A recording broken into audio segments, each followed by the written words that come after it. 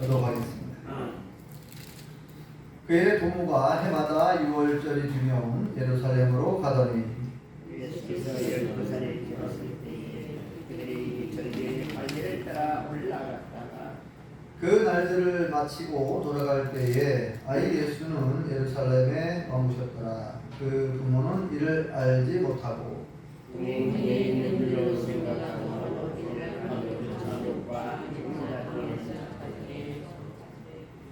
만나지 못함에 찾으면서 예루살렘에 돌아갔더니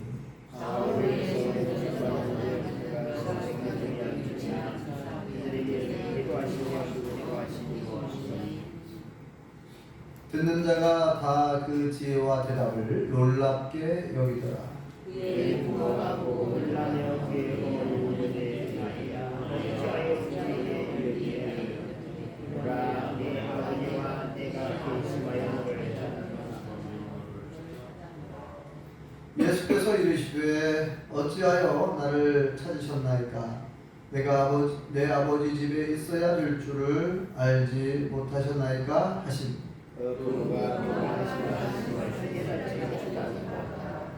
예수께서 함께 내려가사 나사렛에 이르러 순종하여 받드시더라. 그 어머니는 이 모든 말을 마음에 두니라.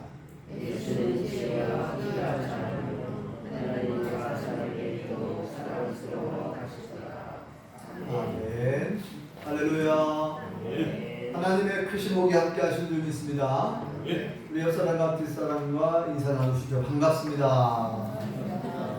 잘 나오셨습니다.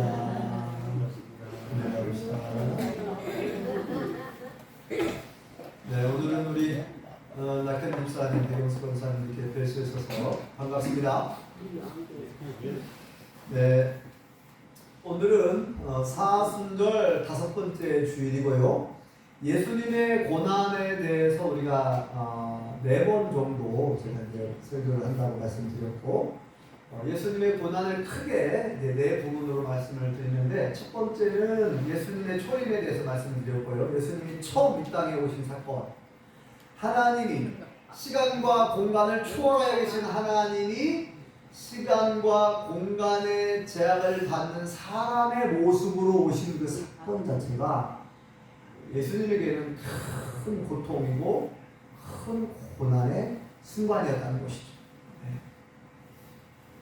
하나님이 사람의 모습으로 온다는 것이 쉬운 일이 아니죠. 임금, 왕이 어느 날 갑자기 신하가 돼가지고 신하가 돼서 막 이렇게 그거 어렵죠. 그거 어려운데 그거가 필요할 수 없이 신께서 하나님께서 사람의 피조물인 사람의 몸을 입고 오신다는 거 진짜 어려워요. 그래서 이 겸손의 극치를 보여주셨다 그랬죠. 철저히 낮아지셔서 종의 형체를 가졌다. 십자가에 죽기까지 복종하셨다. 이렇게 말씀하고 있어요. 그래서 예수님의 겸손과 온유에 대해서 지난번에 말씀드렸는데 겸손이 힘든 거예요. 그래서 겸손 자체가 고난이 될 수 있어요. 낮아지는 것이 어려워요. 높아지기는 쉽지 않아요. 높아지고 싶은 사람들이 더 높아지려고 하는데 낮아지는 건 어려운 겁니다. 겸손한 건 어려운 거예요. 그 어렵고 어려운 가장 큰 겸손, 가장 위대한 겸손, 하나님이 사람의 모습을 입고 오시는 그 사건에 대해서 말씀을 드렸고, 우리도 예수님의 고난에 동참하는 마음으로 우리도 겸손하자는 거죠. 너희 안에 이 마음을 품으라. 곧 어떤 마음이요? 그리스도 예수의 마음이니. 예수님의 마음을 품으라는 거예요. 우리에게 예수님의 겸손과 온유한 마음을 품고, 예수님이 제자들의 발을 종처럼, 종이나 노예가 하는 일이잖아요. 손님들의 발을 씻어주는 것은 물을 떠와서 제자들의 발을 씻어주면서 하는 말씀이, 내가 너희들의 주와 선생이 되어서 이렇게 너희의 발을 씻어준 것은 너희들도 이와 같이 하라고 내가 본을 보이는 것이다. 그러잖아요. 그래서 우리도 예수님처럼 겸손한 마음으로 낮아져서 사랑으로 다른 사람을 섬겨야 될 줄 믿습니다. 두 번째, 오늘 예수님의 고난의 두 번째 말씀을 드리는데, 이제는 예수님이 탄생하셔서 공생애의 삶, 공적 삶, 30 30세부터 예수님이 요단강에서 세례를 받으시고 40일 금식 기도하신 후에 이제 본격적으로 초국복음을 전하시고 말씀을 가르치시고 많은 병자를 치유하시는 이 공적인 삶, 그렇죠? 그래서 30세까지는 부모님과 함께 사적인 삶, 갈릴리 나사렛, 육신의 부모 요셉과 마리아의 고향, 저 갈릴리 나사렛이라고 하는 동네에서 예수님은 30세까지 사셨어요.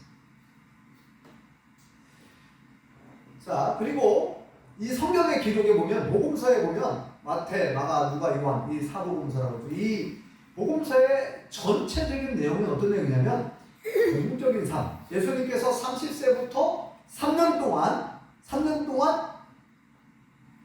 하나님 말씀을 전하고 천국 복음을 전하고 말씀을 가르치고 기적을 행하시잖아요. 치유 사역을 하시잖아요. 3년 동안. 그리고 십자가 못 박혀 돌아가시잖아요. 3년의 생애가 거의 대부분입니다. 비율로 따지면 예수님의 이 사적인 삶이라고 할 수 있는 탄생에서부터 30세까지는 20분의 1도 안 돼요. 20분의 1. 대부분은 다 3년 동안 예수님이 어떻게 말씀을 가르치고 복음을 전하고 전도하고 치유 사역을 하셨는가가 대부분이에요. 그러니까 예수님의 탄생부터 30세까지는 아주 적은 분량을 차지하고 아주 크게 이제 두 가지 내용인데, 예수님이 유대 땅 어디에서 탄생하셨죠?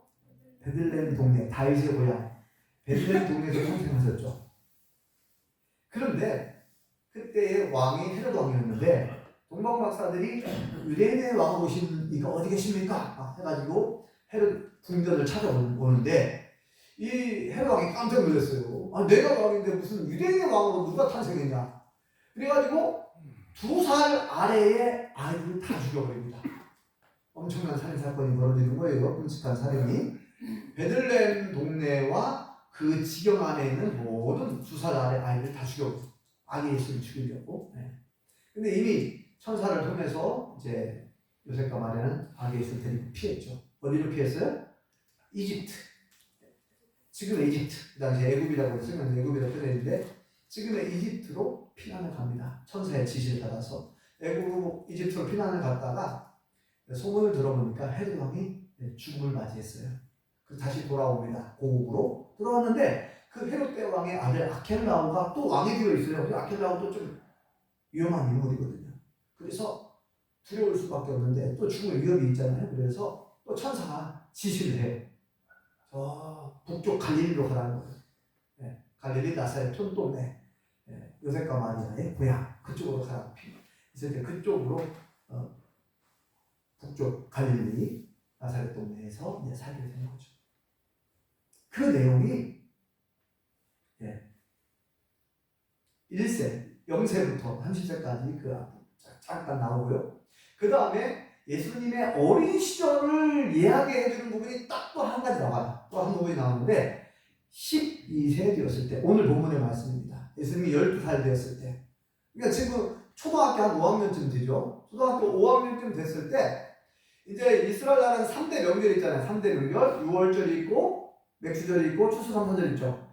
6월절은 이스라엘 백성들이 애굽에서 구원받은 날을 기념하여 지키는 명절이에요.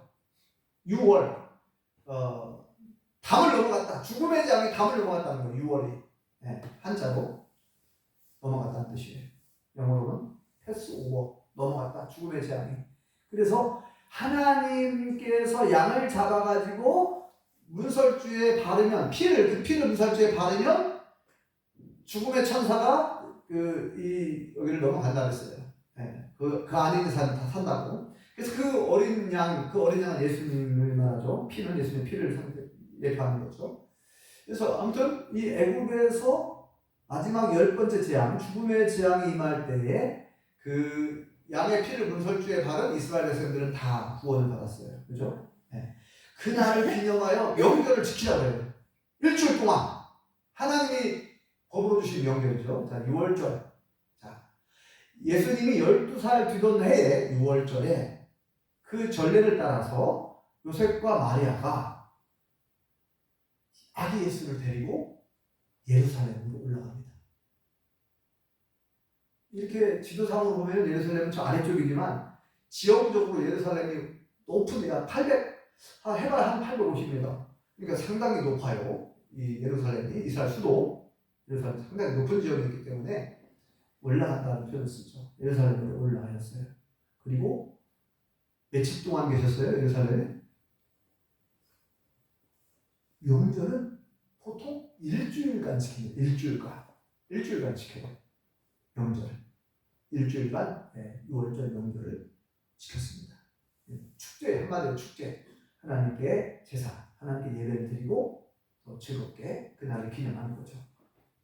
자, 일주일이 지났어요. 명절이 끝났습니다. 그래서 이제 요셉과 마리아가 일행과 함께 돌아가는 거예요. 고향으로. 돌아가고 이제 아기 예수, 아이 예수도 이제 그 마을 사람들과 함께, 또래들과 함께 이렇게 완전 따라올 줄 알았어. 뒤에 따라오는 줄 알았어. 하루 길쯤 갔다 그랬죠. 하루 길쯤 갔어요. 그래서 이제 찾아봤는데, 아이 예수를 찾아봤는데 안 보이는 거예요. 그래서 이제 친족들, 마을 사람들 다 물어봐도 모른다는 거예요. 안 봤다는 거예요. 그래서 이제 굉장히 당황하게 되죠. 놀라게 되죠. 큰일 났다. 아동 실종 사건이 벌어진 거예요. 아동 실종 사건. 그래가지고 이제 오던 길을 다시 되돌아서 찾으면서 막 가요. 찾으면서. 아이가. 왜냐면 쉽게 말하면 민족 대이동이에요. 민족 대이동. 명절, 유월절 명절은 모든 남성들, 성인 남성들은 의무적으로 명절에 가야 되니까 민족 대이동을 하는 거예요. 맞아요. 그 명절에. 그래서 이제 막 이제 사람들이 계속 가고 이제 같이 이동하는 거죠. 그래서 이제 막 뒤돌아가면서 막 찾는 거예요. IS를. 근데 안 보여요. 안 보이는 거예요. 그래서 고향으로 갈 때는 하루길 왔지만 3일에서 가니까 3일이 걸렸다 그랬어요. 3일. 사흘 후에 예루살렘에 도착했어요. 그래서 어디 계셨어요, 예수님이? 예루살렘 성전 안에 계시는 거예요. 성전 안에서. 12살먹은 어린 예수가 선생님들과 율법을 가르친 율법 선생님들, 랍비들 이런 아주 박사들하고 막 이야기하고 있는 거예요. 박사들하고 토론을 하고 서로 묻기도 하고 듣기도 하고 서로 질문해가면서 막 대화를 하고 있는 거예요. 그래서 깜짝 놀랐죠. 그래서 이제 어머니 마리아가 얘기를 하죠. 아이야, 어찌하여 아빠와 엄마와 내가 이렇게 근심하고 걱정하게 하느냐? 한마디로 그 말이죠. 왜 따라오지 않고 여기 지금 엄마 아빠한테 말도 않고 여기 있으면 어떻게 되냐 이 말이죠. 우리가 얼마나 걱정하면서 너를 찾은다느냐? 혼을 내는 거예요. 한마디로 책망하듯이. 그러니까 아이 예수님이 크게 잘못했죠? 원덕희 선배님 어때요? 잘못했죠? 끄덕끄덕 하시네. 예, 잘못했죠. 근데 예수님이 아이 예수가 대답을 하는데 아유 죄송해요 엄마, 죄송해요 아빠 이렇게 나와야 되는데 대답을 들어보니까 적반하장식이에요. 아니 아이 예수가 오히려 부모를 책망하고 있어요. 오히려 엄마 아빠를 책망합니다. 아니 엄마 아빠 내가 하나님의 집에 있어야 될 줄 어찌하여 알지 못하셨습니까? 아니 내가 여기 있는 것이 당연한 거 아닙니까? 오히려 따지든 책망하든 부모를 책망하고 있어요. 황당하죠? 네, 그 부분 한번 읽어볼까요? 자 48절부터 읽어보겠습니다. 시작. 그의 부모가 보고 놀라며 그의 어머니는 이르되 아이야 어찌하여 우리에게 이렇게 하였느냐? 보라 내 아버지와 네가 근심하여 너를 찾아보라. 제가 48절 만문을 보면은 이게 표현이 좀 부드럽게 문자만 보면 굉장히 부드럽게 얘기하는 것처럼 보이죠? 그죠? 그의 부모가 보고 놀라며 그의 어머니는 이르되 아이야 어찌하여 우리에게 이렇게 하였느냐. 물론 이 그 예수님의 어머니 마리아는 정말 존경받을 만한 그 당시에 그 이제 마리아의 몸에 성령으로 잉태되잖아요. 그러니까 하나님께서 마리아를 딱 선택을 한 거예요. 마리아의 몸에서 예수님이 탄생하셨어요. 그러니까 인정받는 거예요. 그만큼 마리아의 신앙과 성품이 존경받을 만한 그런 성품이죠. 그러니까 아이들 혼내더라도 어때요? 아주 부드럽게 온유하게 화가 나고 막 크게 큰 소리를 하고 혼내주고 싶었지만 이렇게 부드럽게 표현했죠. 아이야 어찌하여 우리에게 이렇게 하였느냐. 보라 네 아버지와 내가 근심하여 너를 찾아온다. 그냥 감정을 다 추스린 다음에 이렇게 있는 그대로 우리가 얼마나 걱정하지를 않으냐. 아빠와 엄마가 이렇게 너를 많이 걱정하고 찾았다. 그냥 사실 그대로만 이렇게 표현되는 것처럼 보이죠. 근데 여기 보면은 어찌하여란 말이에요. 어찌하여 이 말은 보통 우리가 책망할 때 혼낼 때 쓰잖아요. 어찌하여. 그러니까 얼마나 속이 탔을까요? 애기를 잃어버렸으니까요. 속이 타죠. 애가 타죠. 저거 집사람도 조금 이 요셉과 마리아의 심정을 이해할 수가 있어요. 지난번에 얘기했잖아요. 우리 막내딸 예진이를 고창 바닷가에서 잃어버렸거든요. 조객해다가 아이 그 2살 된 막내딸 예진이가 어떻게 노는지 신경도 안 쓰고 열심히 조개만 캐고 있었는데 보니까 안 보이는 거예요. 다시 이렇게 돌아보니까 아기가 안 보이는 거예요. 그리고 그 바닷가에 이제 휴가철이라서 사람들이 막 많이 와갖고 조개를 캐고 있었어요. 그래가지고 막 어디에 섞여 있는가 막 하고 여기저기 막 열심히 찾았습니다. 저하고 집사람. 근데 안 보이는 거예요. 아무리 찾아도. 야 이거 물이 막 들어오는데 물이 어디 저 바다 물속에 혹시 빠질 거 아니냐 막 별별 생각이 다 드는 거예요. 두려운 마음도 들고 걱정이 되고 염려가 되고 1시간 막 그 바닷가를 막 1시간 동안 헤매고 찾았다니까요. 속이 타죠. 자 이거 큰일 났다. 아무리 찾아도 안 보이는 거예요. 1시간 정도 지났을 때 정말 하나님의 은혜로 안전하게 예진이가 어디가 있었냐면요. 공공차에 처음 차에서 내렸던 곳 있죠. 엄마 아빠가 안 보이니까 차 있는 데로 가면 자동차 있는 데로 가면은 엄마 아빠를 만날 수 있을 것 같다라는 그런 생각을 하고 간 것 같아요. 그 봉고차 있는데 우리는 그 봉고차에 가 있을 것은 생각도 못했죠. 그래서 나중에 이제 찾다 찾다 못 찾아가지고 이제 봉고차 있는 곳으로 갔는데 그 차 문 앞에 예진이가 있었던 거예요. 그래서 얼마나 감사하고 기뻤는지 지금도 기억이 생생해요. 그러니까 예수님의 어머니 요셉과 마리아도 3일을 찾았어요. 3일을 찾으면서 갔단 말이에요. 3일을 찾아서 갔으니까 얘가 오다가 어디서 양쪽에서 떨어졌는가 아니면 사나운 짐승에게 물을 잡아먹힌 거 아니냐 별 생각이 다 들었을 것 같아요. 3일을 찾았다니까. 3일길을 가면서 3일길을 밤낮 3일을 가면서 못 찾았어요. 근데 딱 예루살렘에 도착을 하고 성전에 가서 그러니까 만난 거죠. 그러니까 얼마나 여기 보면 여기에 이제 부드럽게 표현됐지만 어찌하여란 말을 보면은 어찌하여 이렇게 엄마 아빠를 근심하게 하였느냐 막 그 마음을 우리가 좀 읽을 수가 있습니다. 그러면 아니 보통 아이들 같으면 죄송해요 이렇게 나와야 되는데 대답 한번 볼까요? 예수님 대답. 자 49절을 보겠습니다. 시작. 예수께서 이르시되 어찌하여 나를 찾으셨나이까 내가 내 아버지 집에 있어야 될 줄을 알지 못하셨나이까 하시노. 아멘. 야 이거 완전히 생뚱맞다는 그 생뚱맞다는 말이죠. 근데 이게 순우리말이도 많이 진짜 있더만요. 생뚱맞다.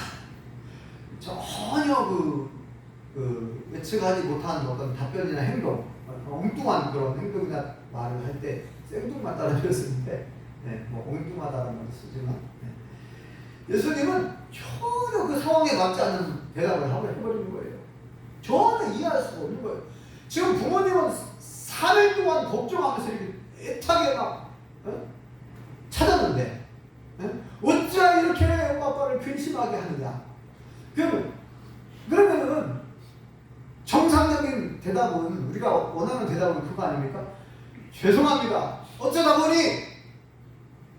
엄마 아빠를 못 따라가야 되는데 엄마 아빠를 놓쳐가지고 여기 이렇게 됐다고, 아무튼 이렇게 어떤 변명이라도 이렇게 해야 되는데 아무튼 죄송합니다, 잘못했습니다, 이렇게 나와야 되나요? 그렇게 해야 되는데 오히려 그냥 엄마 아빠에게 따지듯이 또 얘기합니다. 어찌하여 나를 찾으셨습니까? 여기도 어찌하여 나와요 또. 어찌하여 나를 찾았습니까? 내가 여기에 하나님의 집에 성전에 있어야 되는 것을 어찌하여 알지 못하셨습니까? 오히려 부모님을 책망하고 있네요. 좀 황당하기도 하고 참 어이가 없죠. 인간적인 생각으로, 인간적인 관점으로 볼 때는 이해가 안 되는 거예요. 이해가 안 되는 거예요. 예수님의 어린 시절을 알 수 있는 유일한 광경입니다. 이게 유일한 광경입니다. 예수님이 이렇게 대답을 했는데 부모님이 거기에 대해서 더 이상 말씀을 안 하시더라고요. 뭐라고, 우리 같으면은 이놈 새끼 하면서 막 혼낼 텐데, 여기에 대해서 요셉과 마리아는 참 너무나 호인이에요. 호인. 너무나 성품이 좋으신 분이고 신앙이 좋은 분들이라서 예수님이 탄생하실 때의 천사의 예고를 들었잖아요. 천사가 아기 예수가 어떻게 탄생하게 되는가를 미리 그때 알려줬기 때문에 그 천사가 전해준 말씀도 기억을 했을 것이고, 그래서 더 이상 예수님의 말에 대해서 말대꾸를 하거나 책망하거나 그렇게 하지 않습니다. 뭐라고 표현되냐면은 어머니 마리아는 그 예수님의 말을 마음에 담아두었다, 있는 그대로. 그 예수님 말씀이 우리가 상식적으로 볼 때는 이해가 잘 안 되는 말이죠. 인간적으로 볼 때는. 근데 마리아도 역시 천사의 지시를 받았기 때문에 예수님 탄생할 그 과정에서, 그래서 예수님이 하시는 말씀을 마음에 담아두었다, 이런 표현이 나와요. 자, 50절, 51절 읽어볼까요? 시작. 그 부모가 그가 하신 말씀을 깨닫지 못하더라. 둘 다 요셉과 마리아가 깨닫지 못한 거예요. 이게 도대체 무슨 말이지? 내가 하나님의 집에 성전에 있어야 될지를 어찌 알지 못하셨습니까?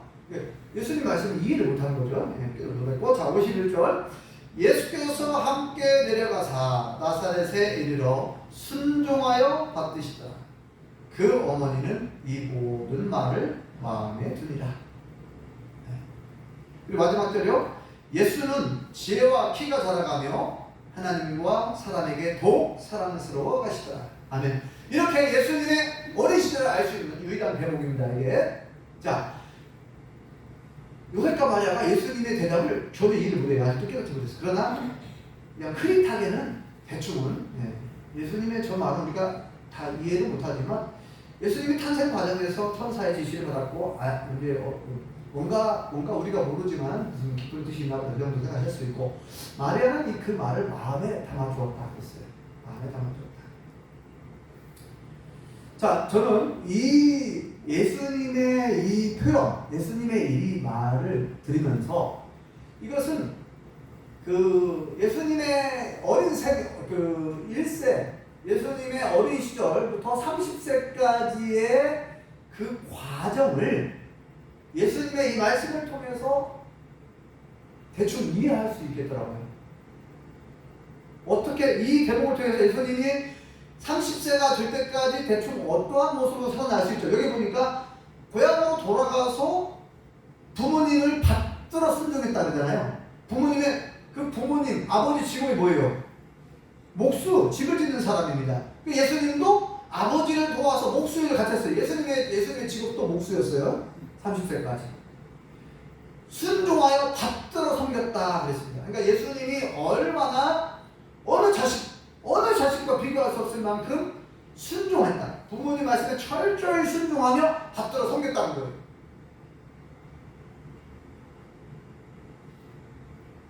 그런데 이게 쉬운 일일까? 저는 생각을 해봤습니다. 묵상 한번 해봤어요. 상상을 해봤어요. 이게 쉬운 일일까? 왜냐면 예수님이 분명히 말했어요. 촌속에 거기서 묶여 살 사람이 아니에요. 인간적으로 생각하면, 인간적으로 말하면 뭐예요? 내가 누군데, 내가 하나님의 아들이고, 내가 메시아고 구세주고, 내가 능력이 많은 사람이고, 내가 그 좁은 속에서 계속 썩어 살아야 되나? 인간으로 생각할 때는 그렇게 말할 수 있잖아요. 그죠? 근데 이게, 이걸 한마디로 표현하면은, 인내와 기다림이라고 저는 그렇게 표현을 쓰고 싶어요. 인내와 기다림. 30세가 될 때까지 예수님은 참고 기다리는 거예요. 자신의 때가, 하나님이 정한 때가 될 때까지. 본래 예수님은요, 본래 이 땅에 오신 목적이 뭐예요? 아니, 집 지으러 오신 게 아니잖아요. 목수일하러 오신 게 아니에요. 예수님이 이 땅에 오신 목적은 영혼을 구원하러 오셨고, 세상의 모든 사람들을 구원하려고 오신 거예요. 하나님의 뜻을 이루어내려고 오신 것이지, 무슨 집 짓는 일이 그게 별 아무 의미 없고 그게 하찮은 일이다, 그 얘기가 아니잖아요. 그 얘기가 아니라, 그것도 중요하지만, 집을 짓는 일도 중요하지만, 집 본래 온 목적이 집 짓는 일이 아니거든요. 근데 집이나 짓고 있고 아버지를 도와서 목수일을 하고 있으니, 인간으로 생각할 때는 예수님이 일성을 가지고 계신 분이잖아요. 그러니까 속에서 얼마나 답답하겠어요. 그렇게 느껴지더라고요. 참 답답하셨겠다. 답답하셨겠다. 예수님이 간혹 그런 표현을 쓰잖아요. 예수님의 인성, 사람의 감성, 이 모든 걸 갖고 있었기 때문에 겟세마네 동산에서 기도하실 때도 예수님은 솔직하게 기도했습니다. 뭐라고 했어요? 뭐라고 기도하죠? 아버지 하나님, 할 수만 있으면 이 잔을 내게서 그냥 지나가기를 원합니다. 십자가에 쓴 잔, 고통에 쓴 잔, 한마디로 말해서 할 수만 있으면 십자가 지지 않기를 원한다는 거예요. 이게 예수님의 인성을 가지고 계신 그 솔직한 심정입니다. 솔직한 기도를 드린 거죠. 할 수만 있거든 이 잔이 그냥 내게서 지나가기를 원합니다. 십자가 지지 않고 싶다는 얘기예요. 할 수만 있다. 근데 그 다음 기도가 중요하죠. 그러나 아버지요, 나의 원대로 마시옵고. 뭐라 했어요? 아버지의 원대로, 나의 원대로 말고 아버지의 소원대로, 아버지의 뜻대로 되길 원합니다. 아버지의 소원대로 내가 십자가 지겠습니다. 그 말이죠. 그러니까 예수님에게도 감정이 있는 것이고, 예수님의 생각도 있는 거예요. 인간적인 생각도, 인성과 신성을 동시에 갖고 계신 분이잖아요. 예수님도 가시 찔리면 아프고요. 예수님 안 드시면 예수님 배가 고파 시장하셨다 그런 거 쓰잖아요. 그리고 막 하루 종일 살면 피곤해 졸리고 자고 주무시고 막 그랬잖아요. 그러니까 예수님은 아주 독특한 분이셨어요. 인간의 속성, 신의 속성을 동시에 갖고 계셨어요. 참 특이한 분이었죠. 그러니까 저는 이제 제가 그렇게 상상을 해본 거죠. 예수님이 어떻게 보면 참 생뚱한 표현인데, 아니 부모님이 엄마가 그렇게 얘기했는데 내가 하나님의 성전에 내가 하나님의 집에 있어야 될 줄을 알지 못하셨습니까? 이렇게 표현하잖아요. 어찌하여 나를 찾으셨습니까? 나는 마땅히 하나님의 집에 있어야 될 사람이라, 이런 표현을 쓰잖아요. 그래서 저는 이게 이제 물론 이제 예수님께서 말씀하신 의도를 다 이해하지 못하지만 그 중에 일부분이라도 이런 부분이 있었을 것 같아요.